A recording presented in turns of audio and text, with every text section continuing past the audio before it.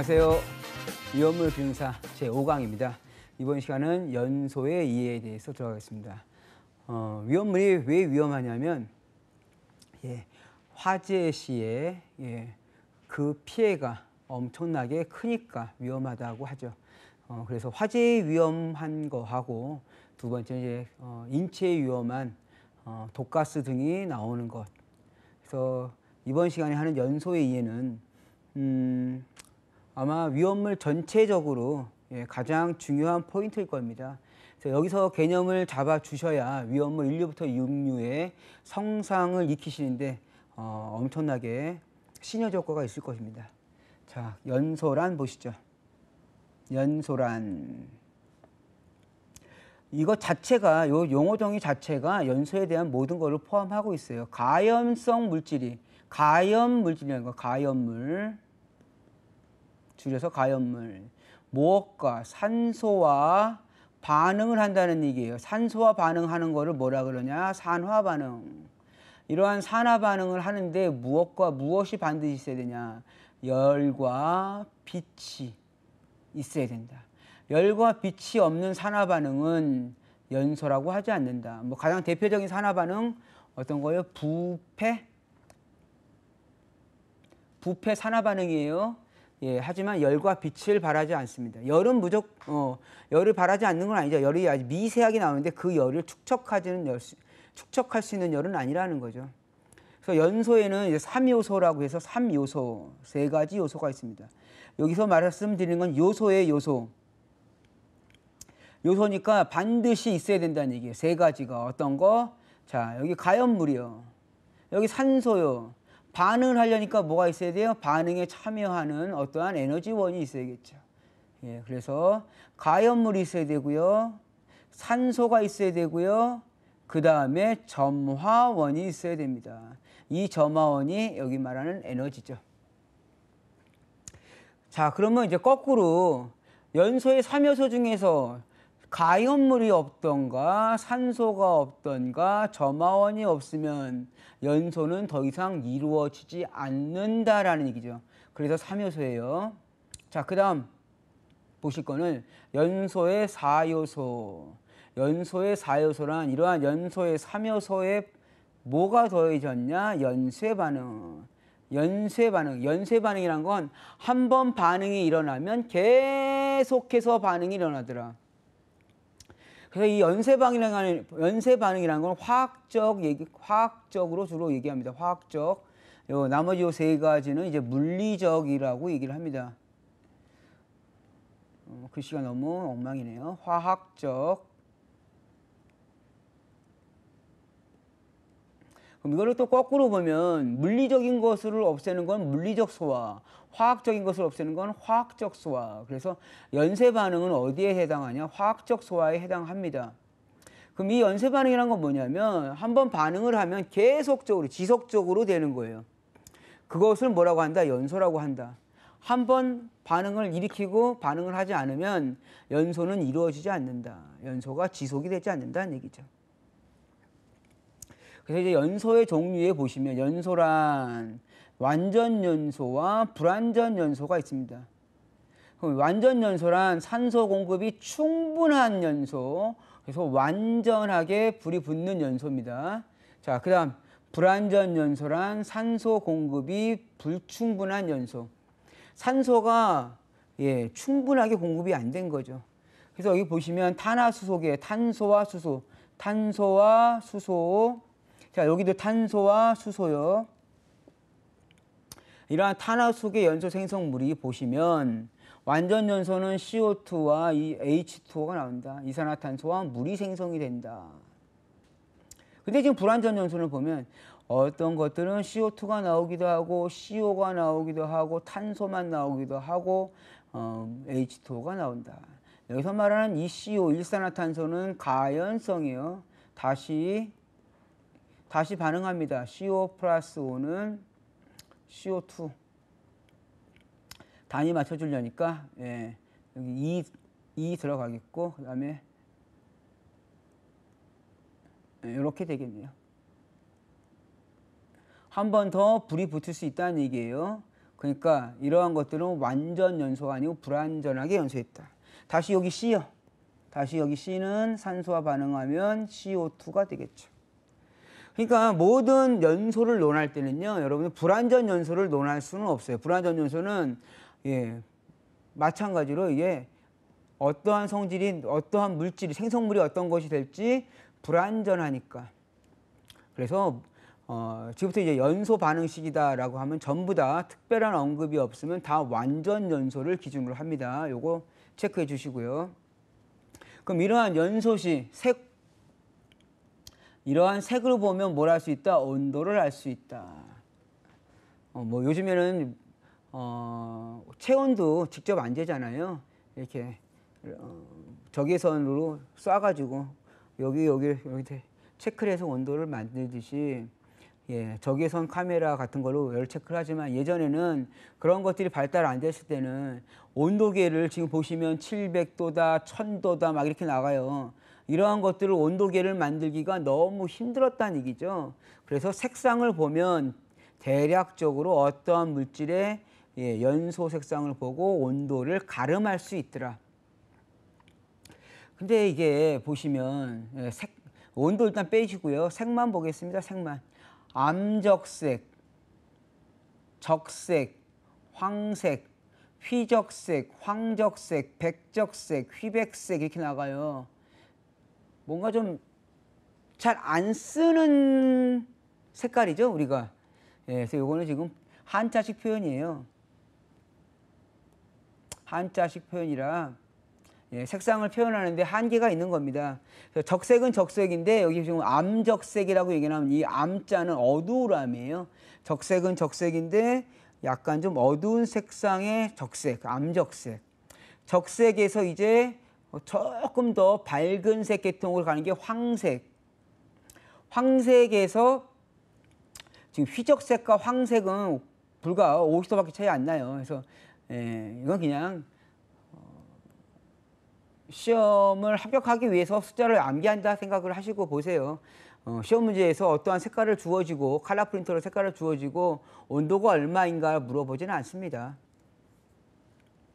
그다음에 여기 지금 말하는 휘자는 뭐냐면 밝을 휘예요. 그래서 적색인데 밝은 색 적색이라는 얘기고, 그 다음에 황적색은 적색 계열인데 황색 계열이라는 얘기예요. 황색을 띠고 있는 적색. 휘적색은 적색인데 좀 밝은 적색. 백적색은 적색인데 백색을 띠고 있는 거. 휘백색은 백색인데 아주 밝은 색깔의 백색이죠. 그래서 온도 암기를 해 주셔야 됩니다. 자, 기준선은 적색 850. 그다음에 우리가 흔히 가장 이제 밝은 색이라는 거 휘백색 1500도. 그다음에 자주 나오는 게 이제 1100도 황적색. 이 정도는 반드시 암기해 주십시오. 그다음에 이제 적열 상태를 얘기합니다. 색상 말고 상태. 그래서 적색으로 좀 보인다. 그러면 저것의 온도는 약 500도씨 정도 근처겠구나. 백색 정도로 보인다.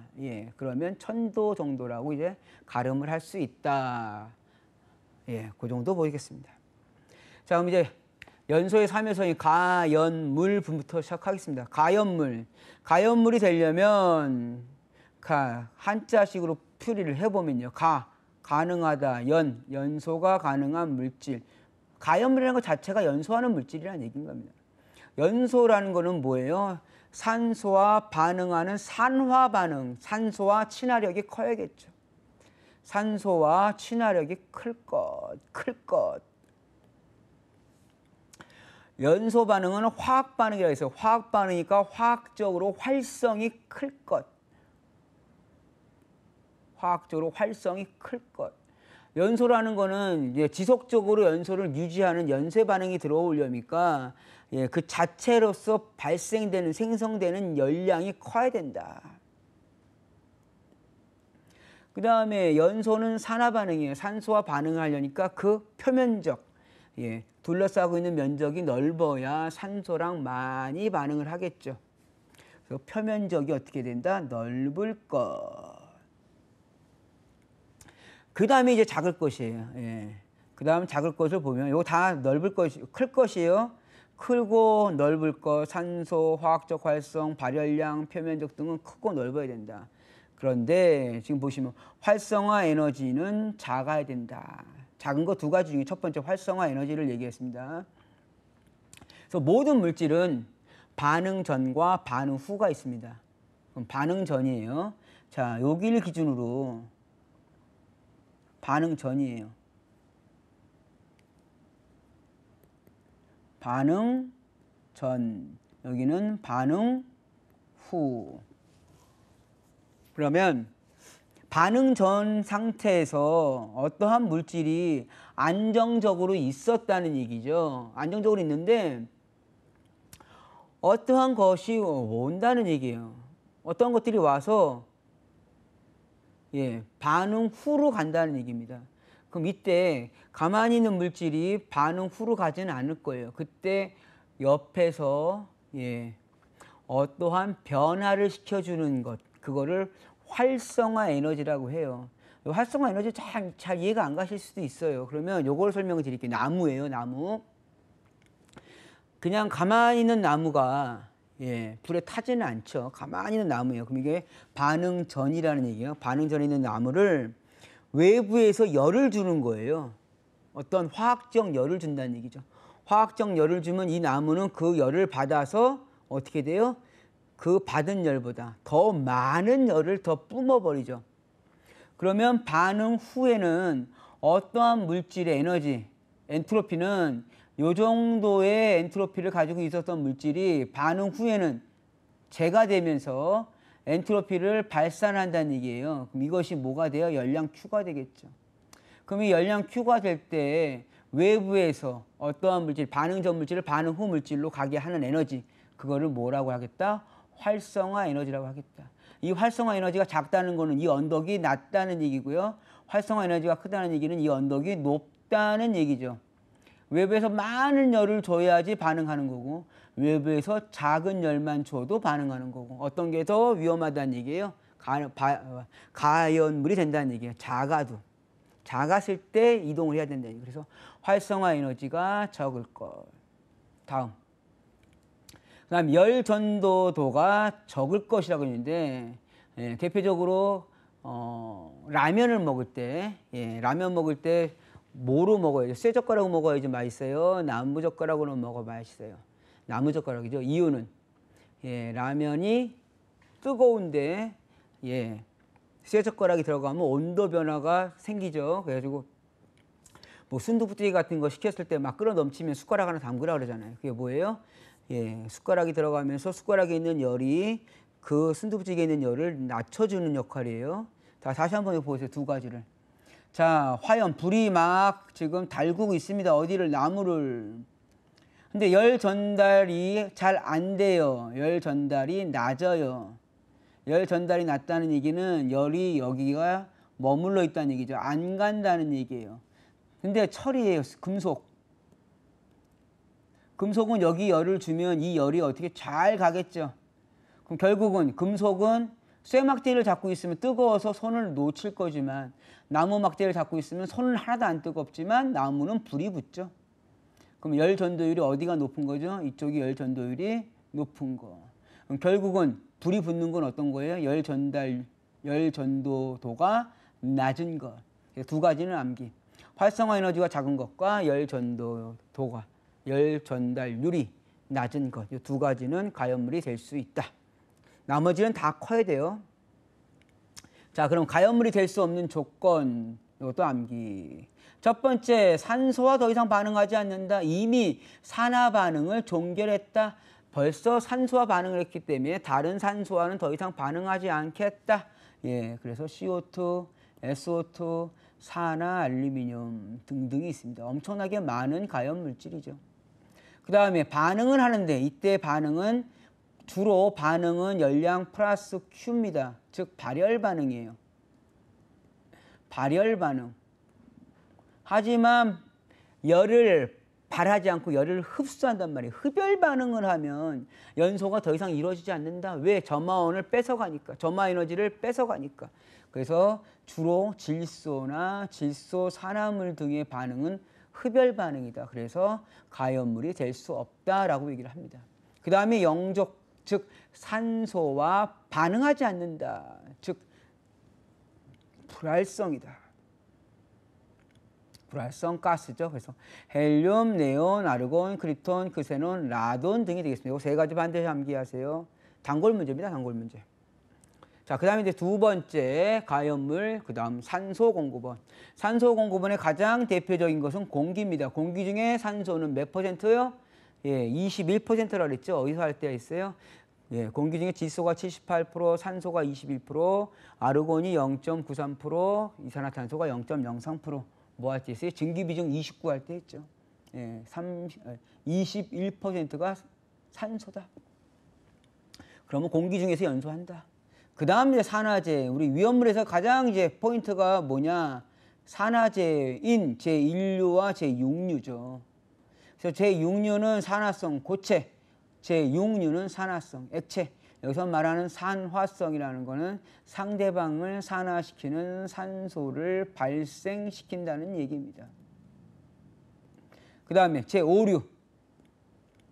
제5류는 자기반응성이라고 그러는데 이 자기반응성은 예, 가연성인 성질이면서 내부에 뭘 포함하고 있다? 산소. 그럼 결국은 제1류와 6류는 산소를 발생하지만 본인은 불연성이라는 얘기죠. 요거는 이제 1류와 6류일 때 다시 예, 포인트를 말씀을 드리겠습니다. 그래서 산소 공급이 될 수 있는 것은 공기와 위험물에서는 1류, 6류, 5류다. 그 다음에 이제 점화원. 점화원에는 여러 가지가 있어요. 그래서 화학적 에너지. 화학적 에너지에는 지금 보시면 연소열, 그다음에 자연발화, 분해, 융해 등등이 있다. 이것도 시험에 자주 나오는 내용입니다. 구별만 하실 줄 아시면 돼요. 전기적 에너지, 전기와 관련된 거, 저항열, 유도열, 유전열, 정전기, 아크, 스파크 등등은 다 전기와 관련된 거. 아, 스파크. 죄송해요. 네, 아크하고 스파크는 틀리죠. 그다음에 기계적 에너지. 기계적 에너지가 지금 방금 전에 제가 예, 잘못 말씀드린 여기 스파크가 있네요. 예, 스파크, 마찰, 단열 압축. 단열 압축이라는 거는 예, 열을 끊고 압축을 하면 온도가 어떻게 해요? 내부 온도가 올라간다는 얘기죠. 자, 그 다음 원자력 에너지는 핵 융합, 핵 분열 두 가지가 있다. 그래서 이 점화원의 종류, 예, 요 스파크 주의하세요. 예, 저도 할 때마다 왜냐하면 전기 스파크라고 딱 하는데 우리가 여기서 말하는 스파크는 일반적인 금속과 금속을 부딪힐 때 나오는 스파크고요. 부싯돌 같은 스파크. 그 다음에 전기에서의 스파크는 이제 전기 스파크를 아크라고 합니다. 전기 스파크.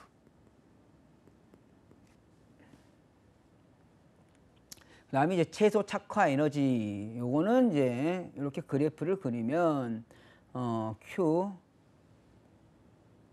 여기가 Q고 V면 이런 그래프가 나올 거예요. 그럼 요 면적. 이 면적은 가로 곱하기 세로니까 Q 곱하기 V일 거예요. 근데 전체 면적의 반이니까 2분의 1이더라. 즉 상관관계가 비례하더라. 이거 무조건 암기하셔야 돼요. 에너지는 2분의 1 예, CV, QV다. QV. 그런데 Q는 CV다. 그래서 예, Q에다가 CV를 넣으면 결국은 CV 제곱이 되더라. 그래서 착화 에너지, 어떠한 물질의 착화 에너지는 전기 용량 C, 방전 전압을 V, 전기량을 Q로 했을 때 2분의 1 CV 제곱, 2분의 1 QV다. 정전기 방지법. 정전기는 방지법이 있고요. 예방법이 있어요.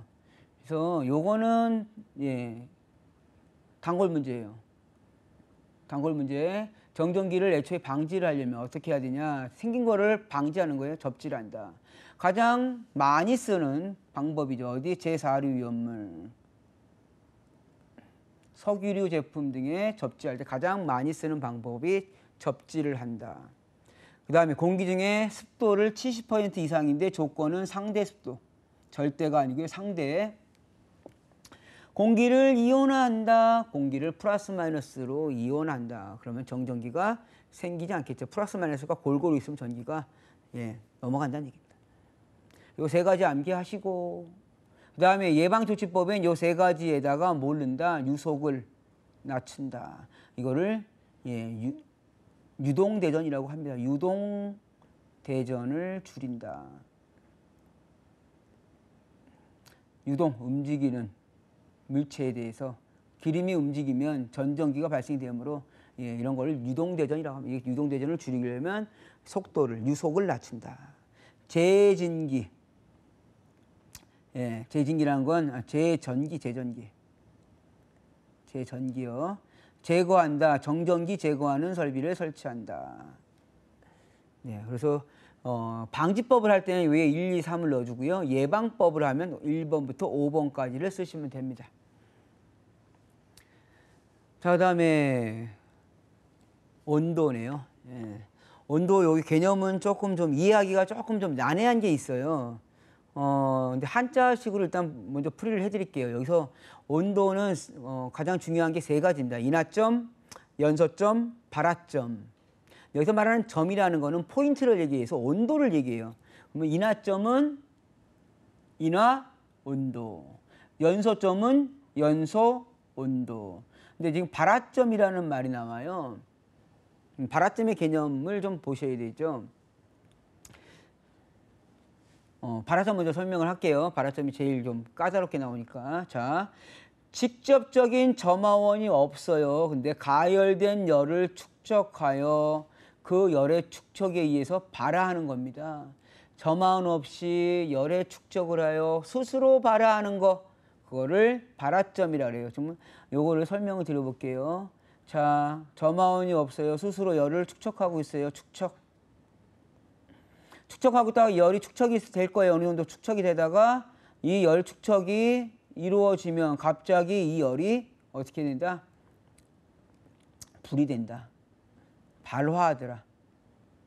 그러면 이때부터 불이 어떻게 된 거예요? 불이 출발한 거예요. 불이 출발.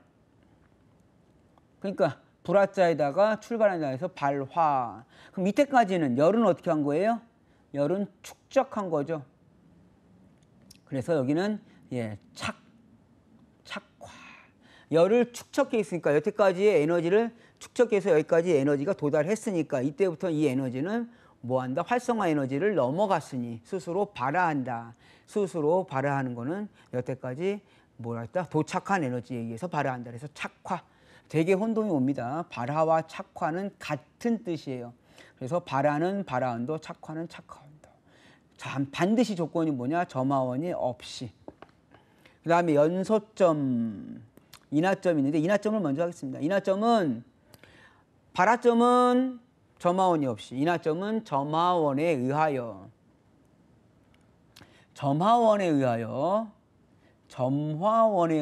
인하될 수 있는 최저 온도인데, 그럼 인화라는 거는 불을 끌어당긴다는 얘기예요. 불이 있고요. 여기 가연물이 있고 불이 있어요. 그러면 가연물이 불을 끌어당긴다고요. 이렇게. 그러니까 이게 확 들어간다는 얘기죠. 연소점이라는 건 불이 여기다가 대주면은 이 불에 의해서 여기가 계속해서 불이 붙는다는 얘기예요. 그래서 인하점이 되게 중요한 온도예요. 어떤 거에서 제일 중요한 거냐? 이것도 마찬가지로 제4류 연물에서 제4류 연물은 인하점이 얼마나 중요하냐? 그래서 인하점에 대한 구별을 합니다. 그래서 인화성 액체라고도 합니다. 즉 인하점이 낮은 거는 위험하다. 연소점이란 어떠한 물질이 인하점 이하에서 연소를 했는데 이 연소를 하는 것이 점화원을 제거하여도 연소를 유지할 수 있는 온도, 그래서 이거는 정해진 건 없어요. 연소점은 일반적으로 보통 인하점보다는 10도 정도가 높고 5초 정도 연소를 지속할 수 있는 온도다. 그래서 연소점이라고 합니다. 연소점은 시험에 안 나온다고 보시면 되고요. 물질마다 조금씩 틀리겠지만 인하점은 어디에서 아예 인화성 액체니까 인하점 반드시 암기하셔야 되고, 발화점은 자연발화예요. 제 몇 류? 제3류 위험물. 자연발화성 물질 해서 제3류 위험물에서 반드시 나오는 겁니다. 다음. 그럼 이러한 착화점이 낮아지는 조건, 착화점은 왜 낮아지냐? 착화점이 낮아지는 조건은 압력이 클수록, 이게 다 클수록이에요. 압력이 클수록, 발열량이 클수록, 화학적 활성이 클수록, 산소와의 친화력이 클수록, 그 다음에 이제 나오는 게 분자 구조가 복잡할수록 착화점이 낮아진다. 그 다음에 이제 헷갈리시는 거, 낮은 것만 보시면 되겠죠. 습도가 낮을수록, 증기압이 낮을수록. 이게 조금 좀 이해가 안 가요. 습도라는 거는 물이고, 물은 소화약제인데 그렇게 생각하지 마시고요. 습도가 낮으면 열을 축적할 수 있는 여건이 더 높아진다고 보시면 돼요. 복사열이 습도가 높은 곳에서 더 잘 열을 축적을 합니다. 그래서 건식 사우나하고 습식 사우나 생각해 보시면 돼요. 습식 사우나는 온도가 조금만 높아도 답답해합니다. 근데 건식은 온도가 좀 높죠. 그래서 습도, 이거 중요해요. 습도, 증기압 또는 가스압이 낮을 때는 착화점이 낮아진다. 착화점이 낮아진다는 얘기는 위험해진다예요. 그래서 공부를 하실 때 위험성이 높아진다. 공부를 하실 때 이렇게 여러 가지 개념이 들어가면 딱 한 가지로 포인트를 잡으세요. 착화점이 낮아지는 거는 스스로 불이 붙는 온도가 낮아진다는 얘기는, 즉 위험성이 증가한다는 얘기죠. 위험성이 증가하는 데는 어떤 거냐? 압력이 높으면 위험성 증가, 발열량이 높으면 증가, 화학적 활성이 높으면 위험성이 증가, 산소와 친화력이 높으면 위험성 증가. 왜? 이건 다 가연물이 될 수 있는 조건. 분자의 구조가 복잡할 때 메탄가스보단 부탄가스가 열량이 더 좋고, 그죠? 분자 구조가 복잡할 땐 열량이 더 많다. 하지만 증기나 가스압은 낮을수록 위험하다. 그 정도 보시고 넘어가겠습니다. 자, 이제 연소의 형태. 연소의 형태는 고체, 액체, 기체입니다. 이거 되게 헷갈릴 수 있어요. 고체 연소는, 고체는 일단 분해 연소라고 되어 있는데, 고체 대부분의 고체 위험물은 다 분해예요. 보시면 목재, 석탄, 목재, 석탄, 종이, 플라스틱, 고무, 합성수지, 섬유류 등의 물질들은 분해하더라. 표면에서 분해한다는 얘기예요. 그러니까 이게 또 뭐하고 헷갈리냐면 표면 연소랑 헷갈려요. 표면 연소는 표면에서 자체가 불이 붙는 겁니다. 그래서 금속, 목탄, 코크스, 숯 등은 표면 연소의 가장 대표적인 거. 이건 암기하셔야 돼요. 여기는 표면 자체에서 산소랑 반응을 한다는 얘기고, 분해라는 거는 표면이 뭐 한다는 얘기예요? 고체가 열을 받으면 열분해를 한다는 얘기예요. 열분해에 의해서 뭐가 나온다? 가연성 가스가 나오고, 이 가스가 산소와 반응해서 불이 붙는다는 얘기예요. 가장 대표적인 게 목재, 석탄, 종이에요. 근데 지금 표면 연소는 표면 자체에서 분해를 하는 게 표면 자체에서 산소랑 반응한다. 그래서 금속, 목탄, 코크스, 숯. 코크스 하면은 여러분들 캠핑 가실 때 이렇게 덩어리 갈탄이라 그래야 되나요? 덩어리 상태로 나오는 거 있을 거예요. 그런 것들을 코크스라고 합니다. 연료예요, 연료. 자, 그 다음에 고체에서 이제 증발. 증발이라는 거는 표면에서 열분해가 돼서 액체가 되는 게 아니라 바로 기체가 되는 거예요. 황, 나프탈레이트 같은 승화작용을 하는 것들이 증발이 되겠죠. 고체에서 바로 기체로 되니까 승화작용하는 것들. 자기연소, 표면에서 열분해를 해서 공기 중에 산소와 반응하는 게 아니라 자기 물질 자체에 뭐가 있다? 산소가 있다. 그래서 자기연소. 그래서 고체 연소 4가지. 가장 일반적인 연소는 분해 연소다. 그 다음에 이제 액체. 액체는 쉽게 설명을 해서 휘발성과 비휘발성이 있어요. 액체의 휘발성에는 증발하는 거예요. 표면에서 증발하더라. 휘발유 같은 거겠죠? 말 그대로 휘발성, 휘발유는 표면에서 증기가 증발하면서, 증기가 증발한다는 얘기는 뭐예요? 증기압이 높다는 얘기죠. 자체 증기압이 높다.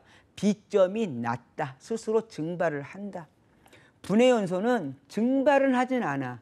그런데 표면에 열을 받으면 얘네들이 열분해를 해서 열분해에 의해서 분해를 한다는 얘기예요. 중질유가 되겠죠. 벙커CU 같은 거. 증발이 어려워서 표면에서 열분해에 의하여 나오는 증기가 붙는 겁니다. 액정연소. 액정연소는 이제 에멀전 상태를 얘기를 합니다. 그래서 주로 이제 분무주 액체 상태하고 공기를 아주 많이 혼합해 가지고 불이 붙은 상태, 그런 걸 액체 상태로 보시면 됩니다. 다음 이제 기체. 기체가 좀 많이 나옵니다. 기체는 확산과 예온합이 있다. 확산은 공기 중에 그대로 놔두면 공기 중에 있는 산소가 확산돼서 불이 붙는 거. 예온합은 미리 액자. 미리 혼합한다. 뭐하고 뭐를, 공기와 어떤 거, 산소를, 그 가연물에 산소를 미리 혼합하는 거죠. 어떤 것이 있냐면요. 라면 얘기를 들면 집에서 라면 끓이는 것보다 식당 가서 끓인 라면이 훨씬 더 맛있어요. 식당에 가보시면 가스레인지가, 우리 가정용은 이렇게 해서 버너에 바로 들어가요. 가스만 공급해요. 가스만. 근데 업소용은 이렇게 라인이 2개가 들어가요. 밸브가 이렇게 들어갈 겁니다. 하나는 산소, 하나는 연료. 그래서 2가지를 가지고 불 조절을 같이 해요. 그럼 여기서 서로 미리 혼합한다. 미리 공기와 혼합한다. 연료와 공기를 미리 혼합한다. 화력이 어디가 더 셀 거예요? 예온합이 훨씬 더 화력이 세겠죠. 그래서 식당 가서 라면을 끓이면 라면이 쫄깃쫄깃하니 맛있는 이유예요. 자, 다음 거.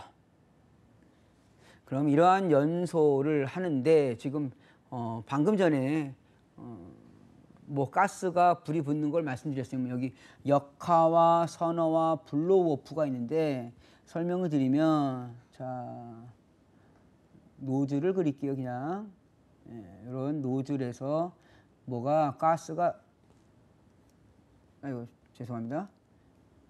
가스가 나오는 거예요. 자, 그럼 일단 역화는 가스가 나오려는 속도가 있을 겁니다. 손 안 대고 여기. 가스가 나오려는 속도가 있을 것이고, 여기에 불이 붙으면 이 불이 안으로 들어가려고 하는 속도가 있을 거예요. 그러면 역화라는 거는 연소 속도가 너무 빨라. 연소가 더 빠르니까 불이 어떻게 되는 거야? 점점 안으로 들어간다는 얘기죠. 안으로 들어가면 결국은 이 안에 가열이 돼서 위험해질 수 있다는 얘기죠. 그래서 백파이어라고 얘기합니다. 그 다음에 선화는 가스가 너무 빨리 나와요. 그러니까 불이 어디서 붙어요? 여기서부터. 불이 여기서 붙어가지고 이만큼의 공간이 떠 있는 거예요. 그럼 분출 속도가 연소 속도보다 더 빠른 경우죠. 그러면 블로우오프는 이게 너무 빠르니까 불이 여기서 붙어야 되는데 가스가 너무 빨리 나오니까 연소 속도가 못 따라가요. 결국은 불이 어떻게 되는 거예요? 꺼져버리는 거예요. 블로우오프라는 거는 이제 블로우라 그러죠. 이제 불어주는 거. 그냥 연소가 되는 게 아니라 그냥 가스를 불어버리는 거예요. 그래서 꺼지는 현상이다. 그래서 이상연소의 정상연소면, 정상 상태면 불이 여기 딱 안착이 되겠죠. 라이터 생각해 보시면 될 거예요. 라이터 안에 가스가 엄청 많아요. 그럼 라이터 키면 어떻게 돼요? 불이 확 덩궈가지고, 화력이 너무 세면 막 불이 떠 있잖아요. 그러다 더 세지면 불이 꺼져버리죠. 꺼지는 거를 블로우오프. 불이 이만큼 떠가지고 붙는 거를 선화. 가스가 약하면 불이 점점 약해지면서 어떻게 돼요? 라이터가 뜨거워지고 폭발해버리죠. 자, 역화의 원인.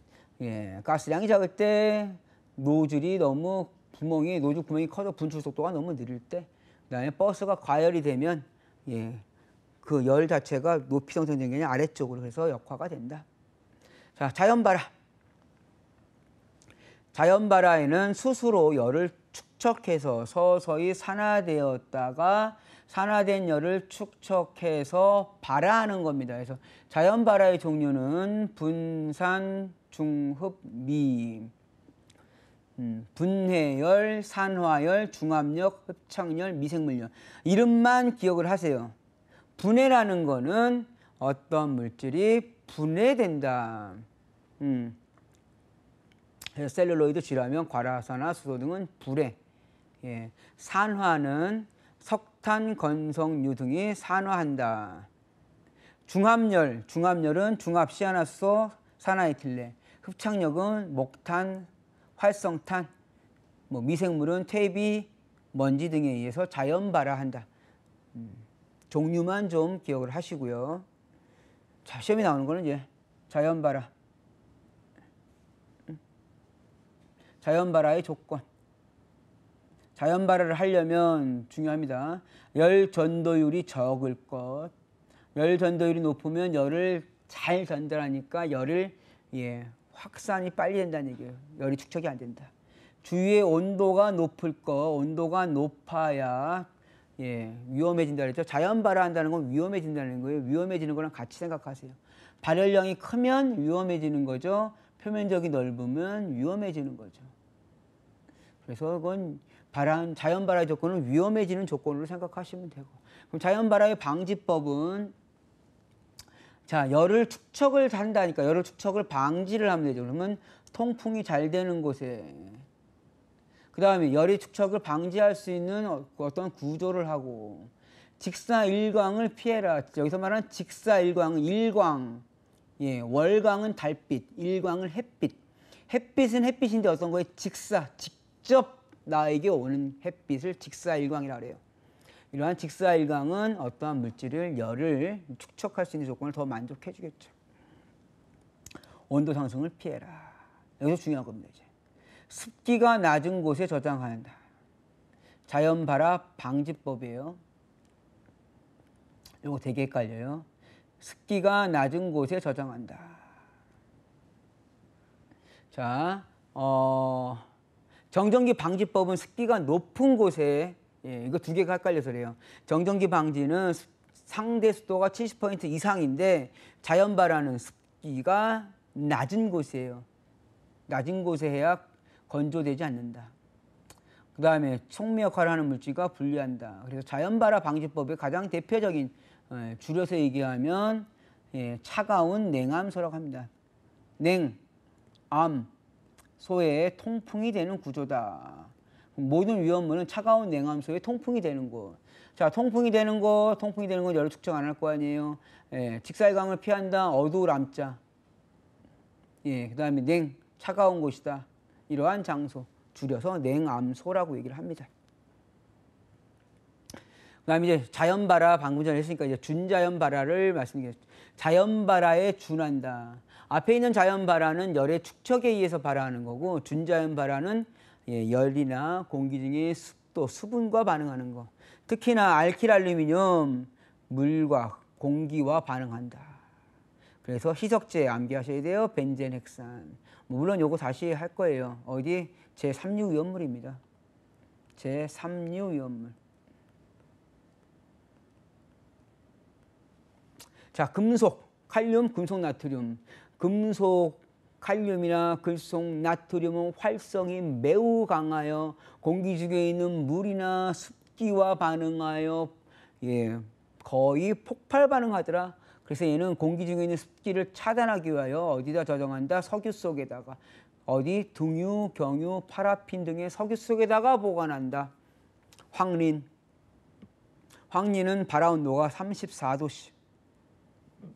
얘는 공기 중에 놔둬도 발화하더라. 한여름에 우리나라 보통 한 36도, 8도까지는 가잖아요. 한여름에 공기 중에 있으면 스스로 발화하더라. 그래서 어디? 물은 물인데 어떤 물? pH가 9인, 수소이온 농도가 9인. 약 알칼리성 물에다 보관하더라. 자, 근데 발화는 발화인데요. 어떤 발화냐면 이거 혼촉 발화라고 합니다. 혼재해 있으면 발화하는 거. 그래서 동그라미와 X가 있는데 1류부터 6류 이온물이에요. 암기하는 법 간단한 것만 알려드릴게요. 1, 숫자를 쓰세요. 2, 3, 4, 5, 6. 짝대기 긋고 짝대기, 짝대기, 짝대기, V 이렇게요.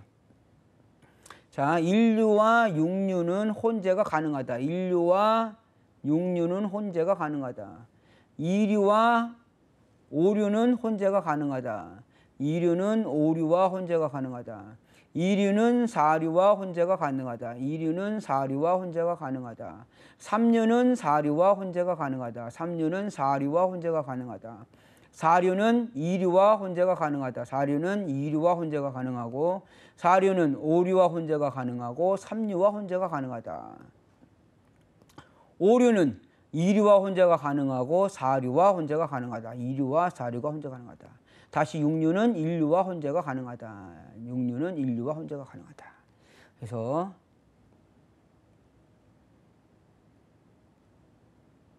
이렇게 1, 2, 3, 1, 2, 3, 4, 5, 6 U자로 쓰시고 지금처럼 제가 그린 것처럼 암기를 하십시오. 혼촉 발화는 너무 잘 나옵니다. 다만 조건이 있어요. 지정수량이 얼마? 10분의 1 이하는 제외한다. 이 규정을 적용하지 않는다. 그 다음에 폭연과 폭괭.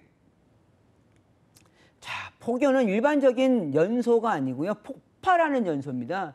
지금 속도를 보시면, 속도만 보세요. 0.1에서 10m/s예요. 1초에 10m. 그러면은 10초면 몇 미터가요? 100m. 100m 제일 빨리 달리는 선수가 8점 몇 초인가요? 9초대가 나오죠. 9초로 잡으세요. 그럼 불이 사람이 뛰어가는 속도로 쫙 번져간다는 거예요. 그게 폭발의 개념입니다. 그래서 0.1에서 10m를 폭발 또는 폭연이라고 얘기를 합니다. 근데 이거보다 더 빨라.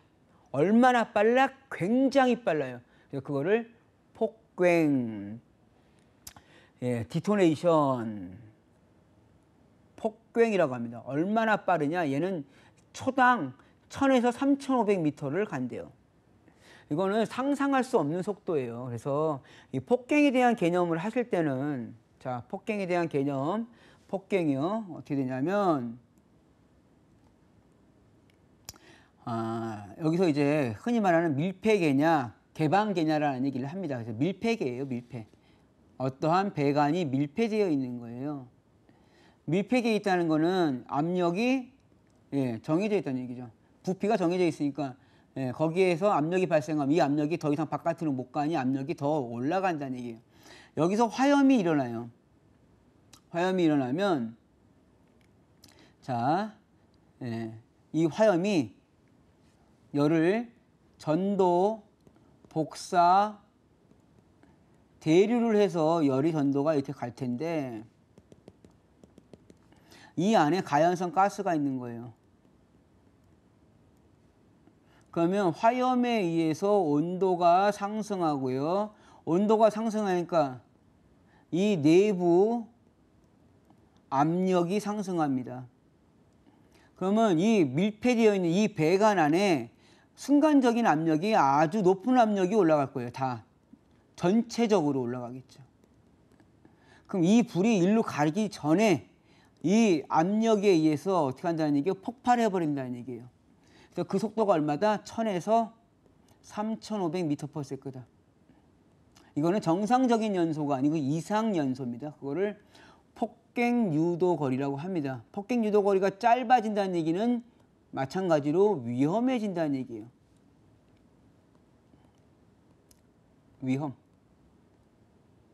위험성이 증가한다. 이거는 정상 연소 속도보다 연소 속도가 더 빠른 혼합물일 때, 이곳에 점화 에너지가 클 때, 압력이 높을 때, 온도가 높을 때, 관을 보세요. 이 관에 방해물이 있다는 얘기는 이게 관이 일정하게 이렇게 되어 있는 게 아니라 관이 이렇게 되어 있는 거죠. 이렇게.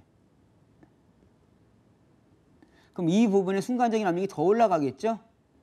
그러면 관 속에 방해물이 있을 때, 관경이 큰 것보다 관경이 작을 때 압력이 더 많이 올라가겠죠. 폭격 유도 거리가 짧아지는 거는 혼동을 일으킬 수 있으니 위험성이 증대되는 걸로 암기를 하셔라. 그다음에 이제 분진 폭발.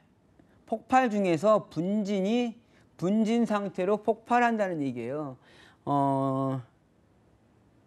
이 부분은 짧게 설명을 드릴게요. 예, 우리나라가 이제 그 6.25가 끝나고 미국에서도 원조를 받죠. 예, 우리나라 우리나라 이제 주식이 쌀이었는데 미국 사람들은 쌀이 아니고 빵이었잖아요. 그러니까 미국에서부터 이제 어디를 보내냐면 밀을 보내는 거예요. 근데 밀가루를 보냈더니 밀가루는 어떤 성분이냐면 조회성이라고 얘기를 합니다. 밀가루 그냥 놔두시면 어떻게 돼요? 굳어버려요.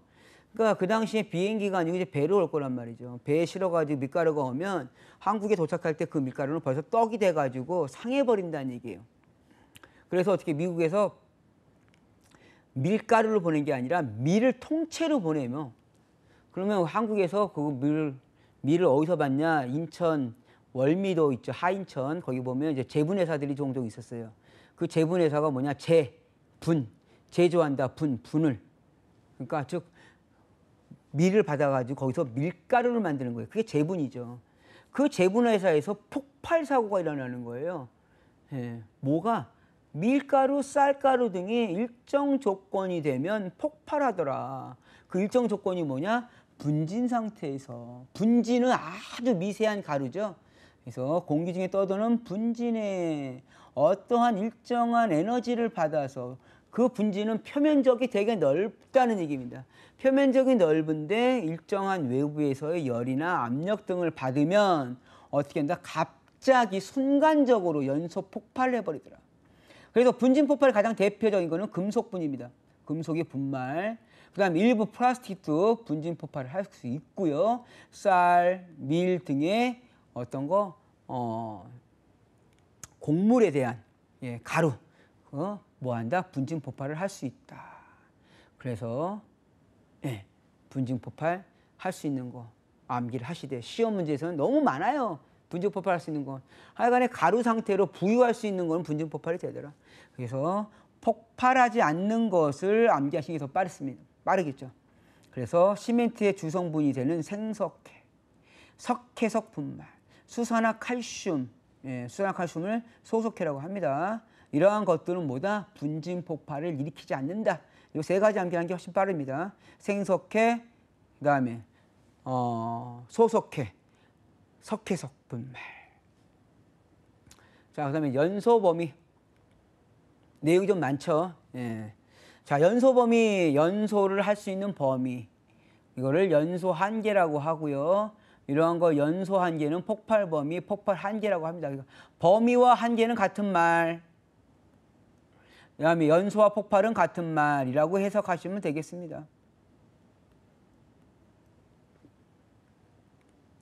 그러면 연소 범위가 넓을수록 위험하다는 거고 폭발 범위가 넓을수록 위험하다는 거죠.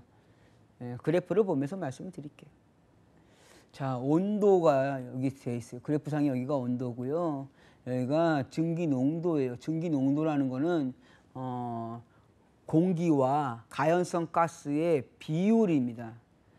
즉 농도가 높다는 얘기는 가연성 가스가 많다는 얘기예요. 근데 지금 보시면 연소 하한값이 있고 연소 상한값이 있어요. 그 다음에 여기 지금 보시면 여기 자체 증기압이고요. 여기 최하점, 여기가 뭐냐?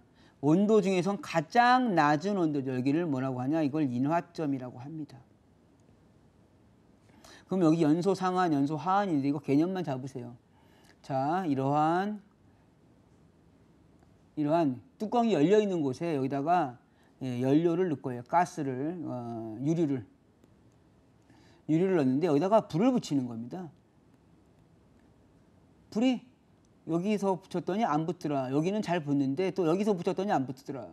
이유를 보니까 연소의 살면소가 가연물, 산소 공급원, 점화원이었잖아요. 지금 점화원은 있어요. 불을 붙였어요. 근데 유증기가 나오는 거죠. 가연물은 있어요. 산소가. 여기는 산소가 너무 적고 여기는 가연성 가스가 너무 적더라. 그래서 요 상태에 있는 부분, 요 부분에서 연소가 일어나더라. 근데 이 연소가 일어나는 부분에서의 연소가 일어날 때 최저 온도를 인화점이라고 하겠다라는 얘기죠. 그럼 이때 연소가 일어나는 범위, 요거를 연소 범위, 연소 한계, 폭발 범위, 폭발 한계라고 얘기를 합니다. 즉 연소 범위가 넓을수록 위험하다는 얘기고요. 근데 특히나 연소 상한값은 거의 일정하지만 연소 하한값은 온도가 올라갈수록 범위가 넓어진다. 즉 온도가 올라가면 범위가 넓어지니 위험하다는 거예요? 안 위험하다는 거예요? 위험해진다는 얘기죠. 여기서 포인트는 일정 농도 하에서만 연소가 이루어진다.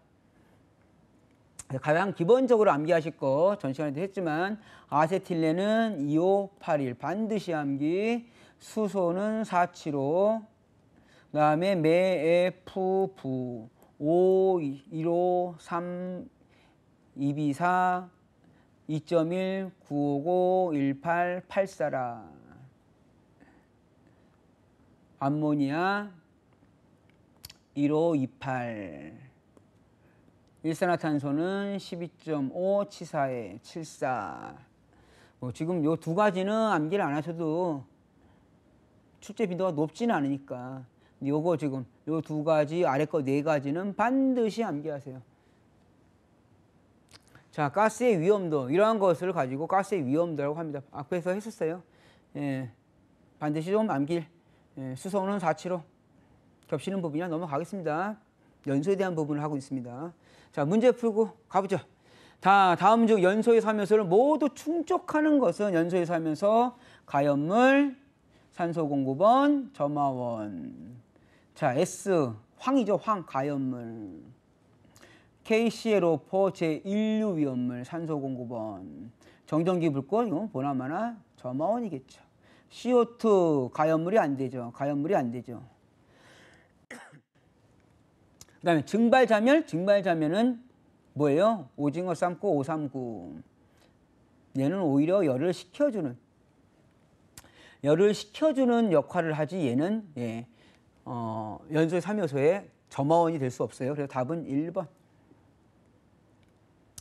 다음 연소 속도와 같은 것은 연소의 정의. 연소는 가연물이 산소와 반응하여 뭐하고 뭐를 발하는, 열과 빛을 발하는 급격한 산화 반응입니다. 그래서 연소 속도는 무슨 속도다? 산화 속도다. 다만 산화 속도가 연소 속도는 아니란 얘기예요. 자, 일단 산화 속도. 다음 중 가연물이 될 수 있는 것은, 자, 불에 타는 것은 가연물이 될 수 없는 거 찾는 게 더 빠르겠죠. 가연물이 될 수 없는 거. 가연물이 될 수 없는 거. 일단은 여기 제일 눈에 보이는 거. 저희가 지금 보니까 눈에 보이는 거 요거네요. 영족. CO2. CO2는 뭐냐? 이미 산화 반응을 종결. 산소와 반응을 종결.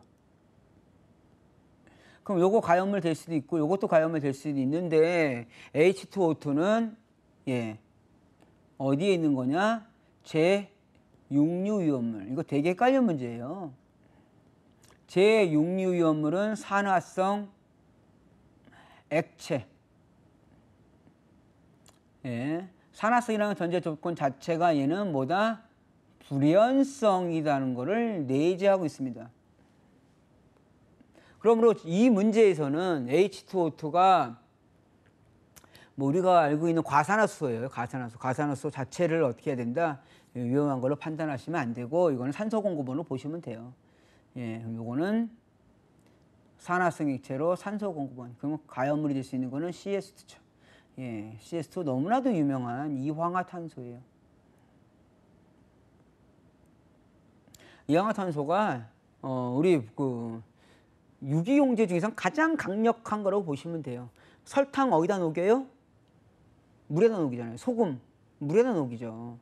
플라스틱, 어떠한 유기질, 단백질, 뭐 지방 이런 유기질들, 유기물질에서 나온 것들을 어디다 녹이냐? 이황화탄소에 녹입니다. 아주 맹독성이면서 아주 독성이 강하면서 가염물이에요. 그 다음에 요거는 지금 이온 방법도 있고요. 또 어떤 방법이 있냐면 산소와 반응하냐 안 하냐, CS2를 산소와 반응을 하느냐 안 하느냐 이렇게 갈 수도 있어요. 그러면 C는 CO2, S는 SO2. C가 하나, S가 2개, S가 2개. 산소는 보니까 2는 4, 산소가 4개, 여기 산소가 2개 합치면 산소는 6개. 이 6개가 1로 가겠죠. 그러면 2분의 6이니까 앞에 여기는 3이 들어오겠네요. 즉 연소 반응을 했어요, 안 했어요? 연소 반응을 했죠. CO2와 SO2로. 그래서 얘는 연소 반응을 한 것으로 가염물이 될 수 있다. 자, 가염물이 되기 쉬운 조건으로서 가장 거리가 먼 것은, 이렇게 하면 가장 거리가 멀다 어쩐다. 자, 가염물이 되기 쉬운 조건이 가장 거리가 가염물이 안 되는 것, 즉 위험하지 않은 것을 얘기합니다. 위험성이 없는 것. 열 전도율이 크다? 열 전도율은 작을수록 위험하다. 활성화 에너지는 작을수록 하니까 또 헷갈리잖아요. 자, 열 전도율이 클수록 위험성이 없다. 활성화 에너지는 작을수록 위험하다. 화학적 에너지나 화학적 친화력이 클수록 위험하다. 산소와의 접촉이 클수록 위험하다. 그러므로 가염물이 되기 쉬운 조건에서 가장 거리가 먼 것은 열 전도율이 클수록이겠죠. 지금 이 문제 같은 경우 되게 헷갈린다고요. 이게 왜 헷갈리냐면 거리가 먼 것은 다음 중 아닌 것이 아닌 것은, 아니 방지법이 아닌 것은, 이런 건 되게 제일 헷갈리는 문제예요. 그래서 그 문제 하실 때는 위험성을 기준으로 하세요. 자, 셀룰로이드의 자연 발화 형태 중 가장 맞는 것은, 셀룰로이드는 어디? 제몇류? 제5류. 셀룰로이드는 분해열에 의한 발화입니다. 자, 전기 불꽃 에너지에 대한 공식이다. 가로 안에 알맞는 것은 2분의 1 QV. Q는 CV라 그랬잖아요. 그래서 C가 2개니까 C가 하나죠. 이렇게 하니까 더 헷갈리네. 자, Q는 CV. 다시 그러면 C는 하나에 V가 2개네요. 그러면 찾아보시면 되죠. QV, 그다음에 CV 제곱, 요거 하나밖에 없네요. 그럼 답은 3번이네요. 네, 이렇게 해서 이번 시간을 마무리하겠습니다. 아무쪼록 이번 시간 내용이 좀 많이 있습니다. 내용이 많은 만큼 시간 투자를 조금 하시고, 이해가 안 가시면 그냥 패스하세요. 위험물 본강 들어갈 때 다 설명을 드리겠습니다. 수고하셨습니다.